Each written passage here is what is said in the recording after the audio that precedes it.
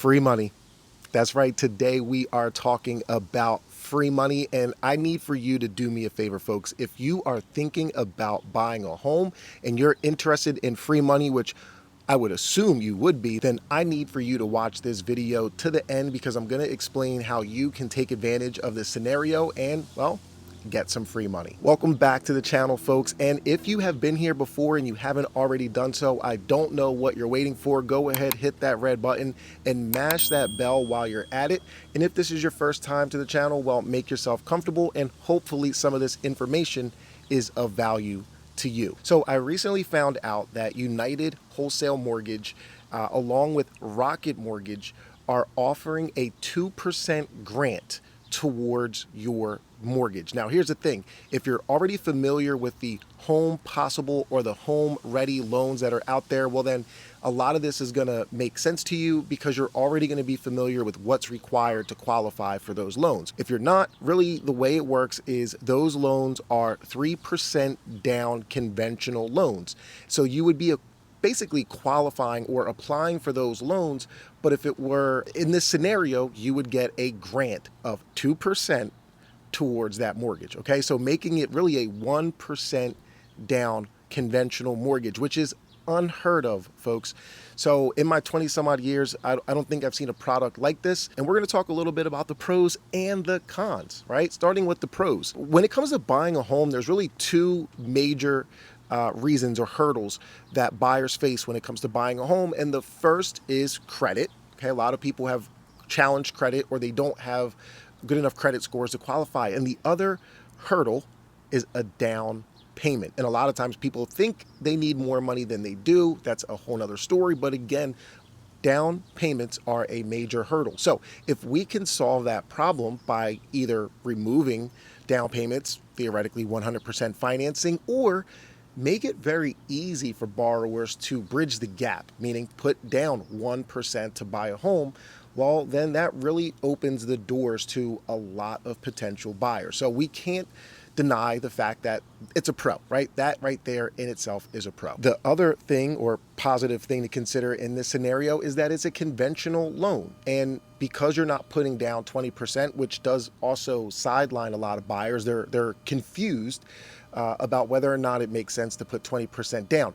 But in this scenario, these loans come with PMI or private mortgage insurance. But since this is a conventional loan, the PMI can be removed once you meet the criteria. And that criteria is you need to own the home, or the mortgage itself needs to be at least 2 years in age, and you need to have at least 20% in equity for the PMI to be removed. Let's talk about the cons. Well, the fact that there is PMI involved, well, some may look at that as a negative. I don't, but since we're talking pros and cons, let's go ahead and put that on the board as a con. Another con is that, well, not everyone is going to qualify for this program or this grant. And if you just hang with me a little bit longer, I'm almost to the end, I'll explain to you some of the credentials in which you'll need to meet in order to take advantage of this grant as well. So again, not everyone's going to qualify for the loan, or this grant, which again is a con as well. Another con is that not everyone is offering it. So right now, if you want to take advantage of it, you will need to deal with either Rocket or United Wholesale Mortgage. And the other con, or the last con I should say in this scenario, one that I thought of last moment, is that the timing is just not ideal. We all know that in 2023 it is very much a seller's market, like it's been in 2022 and like it very well may be in 2024. And when you incentivize buyers, I can't say that that solves the biggest issue that we're having. And the biggest issue that we're having is inventory, right? There's enough buyers, there's enough buyer demand right now. So all that this is going to do will open the floodgates, allow more buyers into the market when there's not enough inventory, making it that much more difficult for buyers out there. So I thought about that last minute, but again, I'm going to go ahead and put that down under the cons because I can't see that being positive. So now, who qualifies, or how do you qualify for this grant, this 1% down loan. As I mentioned earlier, it is conventional and there are some prerequisites that you need to be aware of. One of them is your credit score. On average, they're saying that the minimum credit score is 620, which really isn't that bad, in my opinion.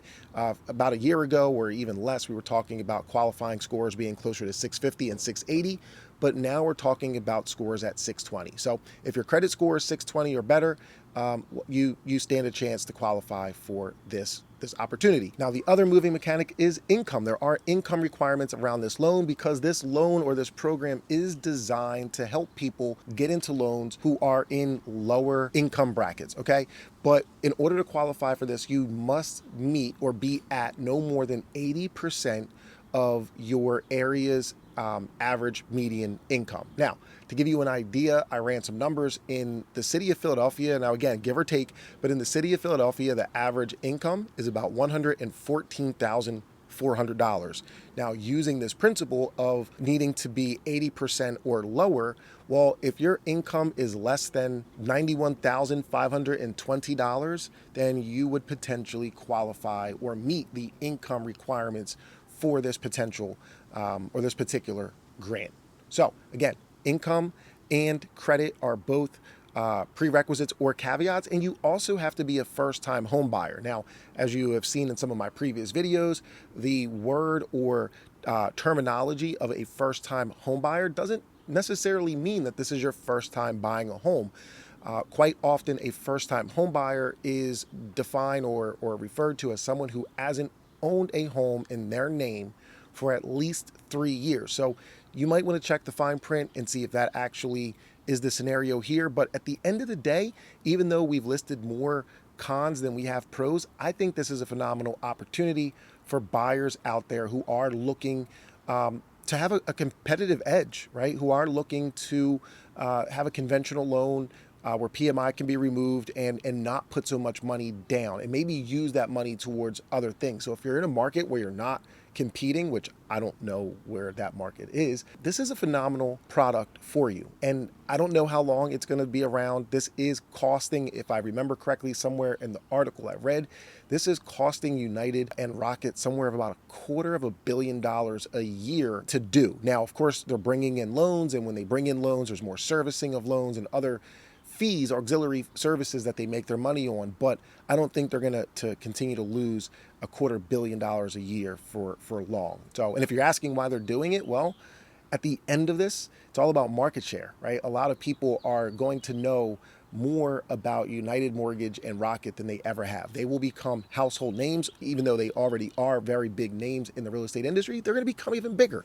So there you have it. And just a reminder, in the description, a buyer's guide to help you, to help you reach your goal of becoming a homeowner. So feel free to download that. Feel free to schedule a 15-minute consult with me as well. And if you have any questions or comments, drop them in the comment section. And until next time, take care.